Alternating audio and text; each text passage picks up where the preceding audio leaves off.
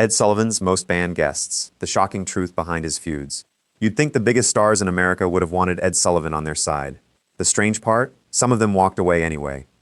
And years later, it's the banned performances, not the approved ones, that people still can't stop talking about. For anyone who grew up during television's golden age, the Ed Sullivan Show wasn't just another variety program. It was the place. If you stepped onto that stage on a Sunday night, tens of millions of people were suddenly watching you. Careers could change in a single performance. That's what always amazes me. Today we live in a world with thousands of TV channels, streaming platforms, and social media. Back then, there were only a handful of choices. When Ed Sullivan introduced an act, the entire country seemed to stop and watch together. That kind of influence is almost impossible to imagine now. But enormous influence usually comes with enormous control. Sullivan wasn't known as a loud, intimidating man. In fact, many people described him as awkward and quiet away from the cameras. Yet once the red light came on, he became one of the most powerful gatekeepers in entertainment.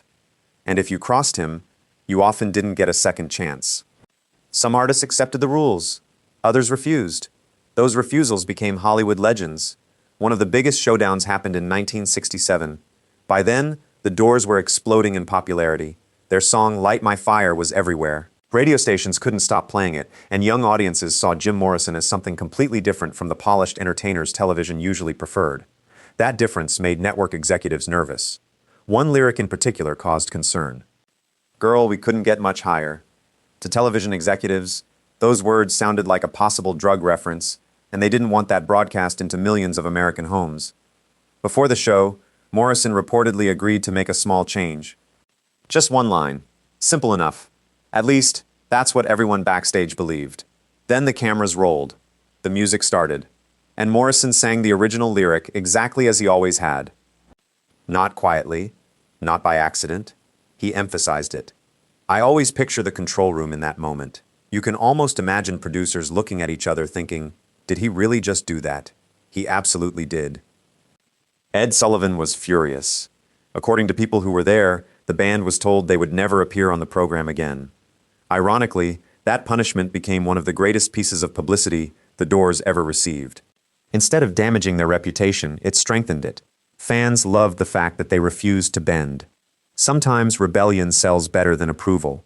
That wasn't the first time Sullivan's authority collided with an entertainer's personality. A few years earlier, comedian Jackie Mason found himself at the center of one of television's most talked-about misunderstandings. Comedy depends on timing.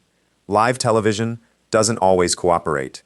During Mason's appearance, the show was reportedly running behind schedule. Sullivan began signaling from offstage, trying to tell the comedian that time was running out. Mason noticed the gestures.